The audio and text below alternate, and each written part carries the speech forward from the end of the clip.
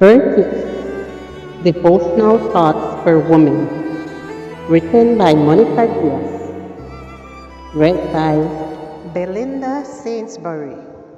Good morning, dear friends. Today, May the 11th, our devotional is entitled Inspiring Peace.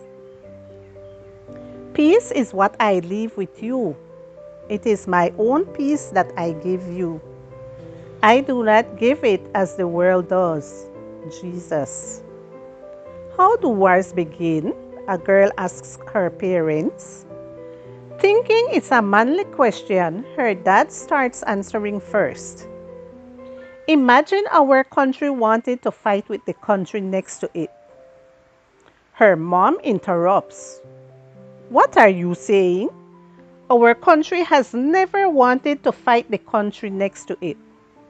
I know, he says, but it's just make believe so she can understand.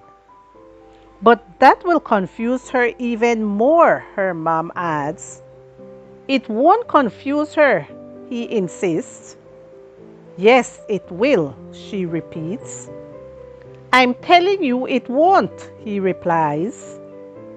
I'm telling you it will, she counters. The girl interrupts. Calm down, Dad. I think I know how wars begin. Sometimes conflict is inevitable. I'm afraid that, in practice, it would not be realistic to hope for a life without wars, especially rhetorical ones, and conflicts, personally, professionally, at church. In a world in which good and evil are at conflict, none of us committed Christian women are immune to evil. Jesus himself, the Prince of Peace, was attacked by both friends and enemies, even though he had the power to avoid them. The issue is how we respond to the attacks we receive, the conflicts in which we find ourselves, and the wars that are fought around us.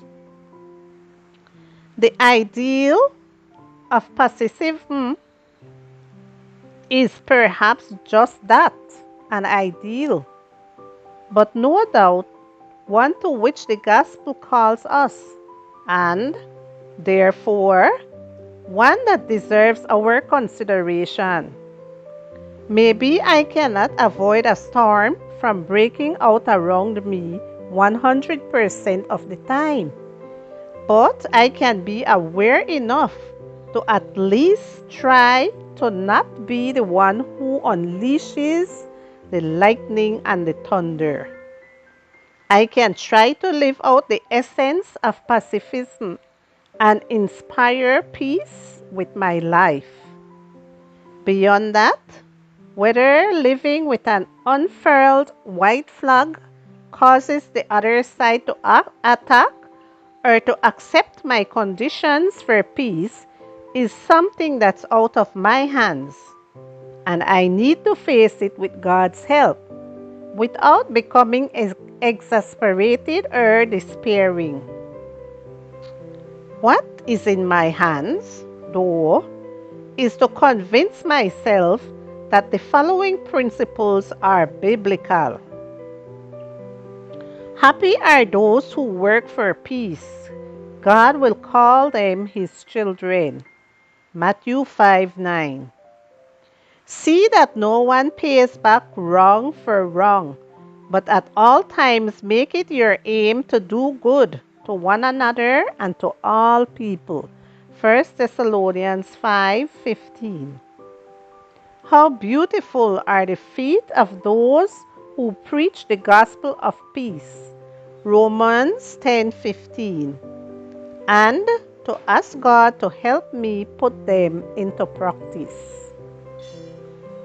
Do not pay back evil with evil or cursing with cursing. Instead, pay back with a blessing.